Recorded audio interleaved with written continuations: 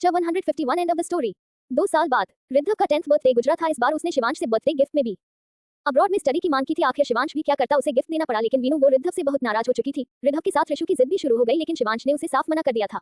वीनू रिद्धव के बैग पर बैठी उसे देख रही थी। शिवांश परेशान सा वीनू को। उनकी नजर रिद्धव के चेहरे पर पड़ी, जिसका चेहरा पसीने से भीगा हुआ था। अगले ही पल उसने चौंक कर आंखें खोल दी। ये देखकर वीनू ने कहा, क्या हुआ? रिद्धव, जो शिवांश को देख कुछ बोलने वाला था, वीनू को देखकर शांत हो गया। नथिंग मॉम, हमें प्रिपरेशन करनी है। वीनू उदास होकर रिद्धव को देखने लगी। सब रुद्र के जाने की तैयारी कर चुके थे। वीनू परेशान थी और शिवांश को देख रही थी, जिसे शिवांश समझाने की कोशिश कर रहा था। वीनू ने निवासी अभय से कहा, ये सब आपके ही है, आपने ही उसे इतना बिगाड़ दिया है कि वो आपकी भी बात नहीं मान रहा और मेरी भी बात नहीं मान रहा। इतना बड़ा हो गया कि अभी 10 साल का ही तो है। ये कहकर वीनू रोने लगी। उसने ऋषु की तरफ देखा और उसे इशारा करते हुए कहा, क्या वो भी तो देखो, कितना शांत बच्चा है मेरा। 8 साल का हो गया, आज तक उसने कोई जिद की है। शिवांश ने गहरी सांस लेकर वीनू को देखा और फिर ध्रुव की तरफ देखते हुए बोला, दाद, इसे समझाया ना, मैं नहीं कर सकता। कुछ दिन तेज उसी वक्त अभय भागता हुआ आया था। उसने तेज आवाज में शिवांश को पुकारा और उसकी तेज घबराई हुई आवाज पर सब चौंक गए और उन्होंने पलट कर देखा। तब अभय अपनी गोद में रुद्रानी को लिए हुए था, जो बेहोश थी, और वही असना बुरी तरीके से रोते हुए अभय का हाथ पकड़े खड़ी थी। उसे देखते हुए शिवांश ने कहा, अभय, ये यहाँ बच्चे कैसे और तुम्हें क्या हुआ है? अभय भागकर शिवांश के पास आया और वो बॉस रुद्रा पर अटैक हुआ था और इस अटैक में उसी वक्त तारा मिष्टी को ली। उसकी हालत ऐसी थी जैसे उसमें जान ही ना बची हो। बस वो किसी जिंदा लाश की तरह चलते हुए अंदर आ रही थी। वीनू भागते हुए मिष्टी के पास पहुंची। उसने मिष्टी का काल थपथपाते हुए कहा, मिष्टी मिष्टी, क्या हुआ है तुम्हें? ये क्या हाल बना रखी है, और रुद्रम भाई कहाँ है? तुम इस तरह यहाँ कैसे? तुम लोग तो बाहर चले गए थे ना? मिष्टी ने वीनू को देखा और बिना किसी भाव के बोली, वो चले गए। उन्होंने अपना प्रॉमिस तोड़ दिया। उन्होंने कहा था कि हम सब यहाँ से दूर रहकर सुकून से रहेंगे, लेकिन ऐसा नहीं हुआ। वो चले गए। बोलते हुए मिशु अपने होश खोने लगी। उसे पीछे खड़े वंश ने सामान लिया और उसे ऊपर की तरफ जाते हुए बोला, भाभी आप डॉक्टर को कॉल करें, मैं इसे लेकर जाता हूँ। उसी वक्त गिरीश भागते हुए अंदर आया और बोला, बॉस, कुछ चौपा हमारे पैलेस पर मंडरा रहे हैं और ऐसा लग रहा है जैसे वो अटैक करने वाले हैं। हमें क्या करना चाहिए? अभय ने कहा, मुझे इन लोगों को यहाँ लेकर यहाँ नहीं आना चाहिए था। रुद्रम के जाने के बाद ये सुनते ही वैसे जैसे पहले इसमें सन्नाटा छा गया है। रुद्रम के जाने के बाद अभय, तुम ये क्या कह रहे हो? अनिका ने परेशान होते हुए कहा। तब तारा ने रोते हुए कहा, रुद्रम को इस दुनिया से जा चुका है। कुछ लोगों ने उस पर अटैक किया था और वो अब हमारे बीच नहीं रहा। ये सुनते ही सब हैरान हो गए कि कैसे हो सकता है, रुद्रम की मौत इतनी आसान नहीं हो सकती। इन्होंने शिवांश को देखा। शिवांश ने उसके सर पर हाथ रखते हुए कहा, मिष्टी के पास जाओ, उसे इस वक्त सहारे की जरूरत है। मिष्टी वहां से वीनू वहां से मिष्टी के कमरे की तरफ चली गई और शिवांश ने अभय को देखते हुए कहा, हमें स्टडी रूम में चलना चाहिए। अभय ने हाँ में से हिलाया। किसी को नहीं पता था क्या हुआ था, कैसे हुआ था। अभय अपने सिर पर हाथ रखे बैठा था। उसने कहा, मुझे नहीं पता ये कैसे हो गया। वो तो वहाँ खुश था, उसकी फैमिली खुश थी। वो सब कुछ दिन बाद इंडिया आने ही वाले थे और अचानक से ये सब उसके होने की खबर किसी को नहीं थी। फिर ये कैसे हो गया? ये अटैक कैसे हो गया? बोलते हुए अभय बुरी तरीके से रोने लगा। शिवांश ने उसकी पीठ पर हाथ रख कहा, अभय शांत हो जाओ, रुद्रम की फैमिली को तुम्हें ही संभालना है। इस वक्त मिष्टी की हालत तुम देख रहे हो, वो किसी जनता लाश की जैसी है। शिवांश की बात सुनकर अभय ने हाँ में से हिलाया। उसने तो एक आंसू भी नहीं बहाया है। वो पागलों जैसी हरकतें कर रही है, मुझे डर लग रहा है बॉस, मुझे डर लग रहा है। बोलते हुए अभय बुरी तरीके से सिसकने लगा। शिवांश ने कहा, ये क्या हुआ, कैसे हुआ? ये सब जानने का वक्त नहीं है। सबसे पहले हमें रुद्रम की फैमिली को प्रोटेक्ट करना है। कैसे भी करके उसने सब कुछ उस फैमिली के लिए छोड़ दिया था और शायद उसकी जान भी वजह से चली गई, वरना अगर रुद्रम अकेला होता तब कोई उसे कुछ भी नहीं कर पाता। आकाश और मेघ भी वहीं गए थे। वहाँ के हालात बहुत बुरे हो चुके थे। रुद्रानी भागते हुए अभय के पास आए, उसके पैरों के पास बोलते हुए बोली, अंकल अंकल डांट रहा है, उन्हें लेके आए ना, उन्हें मेरे पास लेके आए। रुद्रानी एक बार फिर बेहोश हो चुकी थी और उसकी ऐसी हालत देखकर अभय खुद को संभाल नहीं पा रहा था। उसने को अपनी गोद में उठाया और उसके चेहरे को साफ करते हुए बोला, मिष्टी से ज्यादा बुरी हालत इसकी है। इसे तो बिलीव ही नहीं हो रहा है। इसे लग रहा है सब झूठ बोल रहे हैं। मैं क्या करूं? रुद्रानी को अपनी गोद में लिया, उसके पीठ को सहलाते हुए बोला, पहला काम इन्हें प्रोटेक्ट नहीं करना है। ये नन्ही मासूम जाने, इन्हें क्या पता इस दुनिया में किस तरीके के दरिंदे रह रहे हैं जो कभी भी इन्हें नोच खाने के लिए तैयार हैं। तुम खुद को शांत करो और सोचो किस तरह से और कहां इन लोगों को रखना है। तभी वहां हेड गार्ड ने आते हुए कहा, बॉस, हमारे पैलेस पर अटैक होना शुरू हो गया है। शिवांश ने उसे देखते हुए कहा, तब मुझे खबर देने से पहले उन लोगों से निपटो। इतनी कमजोर तो नहीं है तुम्हारी सिक्योरिटी सिस्टम की कुछ लोगों से ना निपट सको। बाद में हम देख लेंगे कि हमें क्या करना है। बोलते हुए वो रुद्रानी को लेकर वहां से चला गया। वो के रूम की तरफ जा रहा था। फिर राष्ट्रीय को देखा उसने की गोद में को देखते हुए कहा, इसे तुम संभालो और अब से तुम्हें ही संभालना है। जब तक हम लोग नहीं आ सकते, समझ रहे हो ना? इसके डैड इसके साथ नहीं है, तब ये तुम्हारी जिम्मेदारी है। रिद्धव ने रुद्रानी के लाल पड़े चेहरे को देखा और हाँ में सिर हिलाया। उसे अपने रूम में ले गया। रूम में आकर उसने को बेड पर ले डाला और वो में भी सिसक रही थी। देखते हुए रिद्धव ने उसका हाथ थामा, उसके ऊपर ब्लैंकेट डालते हुए अपनी आंखों को बंद किया। कुछ यादें उसे आकर चली गई और उसने अपने हाथ की मुट्ठी बना दी। मुझे पता था, मुझे लग रहा था मैं बस तुम्हारे पास आने ही वाला था। बोलते हुए उसने रुद्रानी की हथेली को अपने होठों से छू लिया। तभी सॉफ्टी भागते हुए आई। भाई भाई, घर में वो आंटी आई है ना, वो पागल हो गई हैं। रिद्धव ने उसे आंखें दिखाई और शांत रहने का इशारा किया। उसके पास आकर सॉफ्टी बैठी ने उसके सिर पर हाथ रखते हुए, हाँ ये इनको देखो, इनके पास रुको, जब तक भाई नहीं आ जाते तुम्हें इनसे दूर नहीं जाना है। सॉफ्टी ने अच्छे बच्चे की तरह हाँ में सिर हिला दिया और बाहर से उठकर चला गया।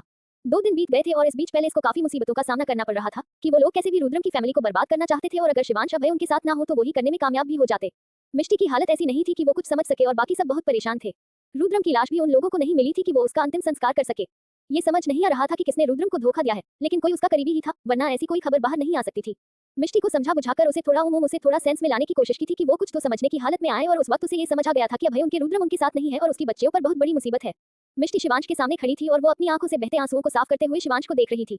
मिस्टर राठौर, मुझ पर एक एहसान कर दीजिए, मुझे दुनिया के किसी भी कोने में भेज दीजिए, बस वहां पर मुझे और मेरी बच्चियों को महफूज हो, हम जहां सेफ रहें, बस आप यही एहसान मुझ पर कर दीजिए।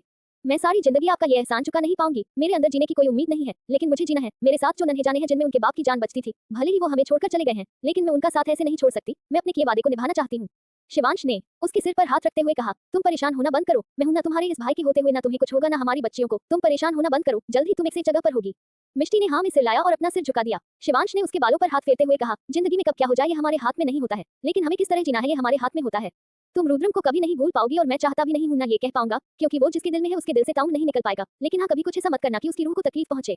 अभय चुपचाप मिष्टी और रुद्रानी असना के साथ कहीं चला गया था। इसकी खबर ना तारा को थी, ना पहले इसमें किसी को, और ना ही कोई चाह किसी चीज बारे में बात कर रहा था कि ये खबर घर से निकलकर बाहर जाए, उन बच्चों पर कोई और मुसीबत आए। बहुत मुश्किल से 1 महीने तक उन्होंने मिष्टी और रुद्रानी बाकी सबको संभाल कर रखा था और ये वक्त बहुत ही मुसीबत से भरा था। बीनू इस वक्त सामने खड़ी सिबांस को देख रही थी, जो रिद्धव को कुछ समझा रहा था। वो आज रिद्धव को एयरपोर्ट छोड़ने जा रहा था। आखिर जाने क्यों रिद्धव अपनी जिद नहीं छोड़ना चाहता था और ना ही उसने अपनी जिद छोड़ी थी। उसकी जिद की आंखें बाकी सब झुकने को मजबूर हो गए थे। 6 महीने बीते, फिर 8 महीने बीते, फिर 9 महीने बीते। तारा बेताबी से जो अभय के फोन कॉल, उसके किसी महज से उसके सही होने की एक खबर का इंतजार करती रही।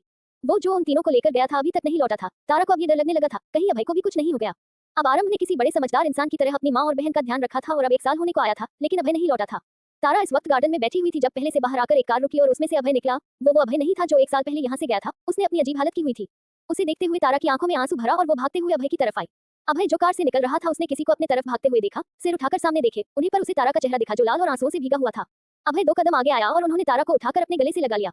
उसके सिर पर और दूसरा हाथ पीठ पर रखते हुए बोला, आई एम सॉरी कि बस उन्हें प्रोटेक्ट करने के लिए यहाँ से जाना पड़ा और इन सब में इतना वक्त लग गया कि तुम्हें मेरा इतना इंतजार करना पड़ा। तारा अभय के गले से लगी पूरी तरीके से सुबक रही थी। अभय उसे वैसी समझाते हुए पहले से ले आया और इसने वक्त बाद अभय को देखकर सब अपनी जगह रुक गए। उन्हें यकीन हो गया था मिष्टी और उसकी फैमिली बिल्कुल सेफ है। ऋषु और रिद्धव एक साथ खड़े थे। ऋषु को देखते हुए रिद्धव ने कहा, अपने ये पिटारा एक साइड करो, मुझे यहाँ बैठना है। ऋषु ने रिद्धव को बुरी तरीके से घूरते हुए अपने पैर सोफे पर फैला लिए। रिद्धव वैसे ही खड़ा रहा और बोला, आई नो तुम मेरे जाने से अपसेट हो। ये सुनते ही रिद्धव ने ऋषु के पैरों को देखा और ऋषु सीधे बैठ गया। उसने इस तरह से ही जताया था कि उसे रिद्धव के जाने से कोई परेशानी नहीं है। रिद्धव ने उसके पास बैठते हुए कहा, मेरी मॉम का ख्याल रखना। ये सुनते ही 8 साल का ऋषु के तन बदन में आग लग गई। उसने चीखते हुए कहा, मीमा। रिद्धव ने अपने कानों में हाथ डालते हुए कहा, सीधे बैठो, इस तरह चीखने की क्या जरूरत है। ऋषु ने फिर से कहा, मीमा। रिद्धव ने नामे से रिलाया और ऋषु की गोद में अपना लैपटॉप रखते हुए बोला, आज से मेरी लेपी तुम्हारा हुआ। ऋषु ने उसे बुरी तरीके से देखा और एक हाथ से उसका लेपी को पीछे करते हुए बोला, नो नीड।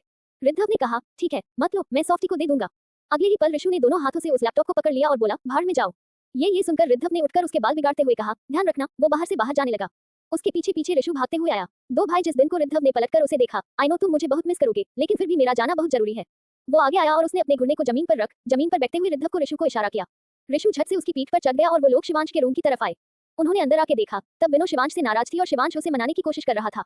शिवांश ने जैसे ही विनो के गाल पर गिच किया, ऋषु ने रिद्धव की पीठ से कूदते हुए कहा, मीमा, और वो भागते हुए विनो से जाकर चिपक गया। शिवांश को देखते हुए रिद्धव ने कहा, अभी भी एंग्री है। शिवांश ने अपने कंधे उचका दिए और बोला, खुद अपनी माँ को हैंडल कर लो, मेरे लिए दिन ब दिन ये मुश्किल होता जा रहा है। रिद्धव वीनू के सामने आया, उसके आंसू साफ करते हुए बोला, मॉम यू नो ना, हमें बहुत कुछ पाने के थोड़ा छोड़ना पड़ता है। ये कंफर्ट जोन क्रैक कर ये वर्ल्ड पाना चाहता हूँ।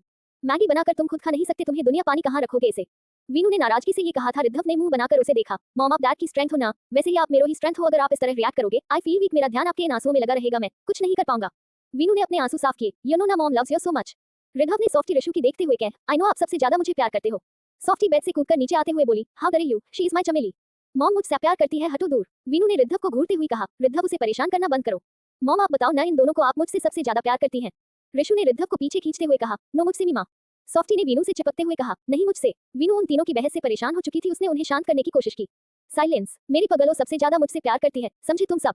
सबके मुंह बन गए। अगले ही पल वो सब हंस पड़े। वो एक परफेक्ट फैमिली थी जो एक दूसरे के साथ बेहद खुश थे।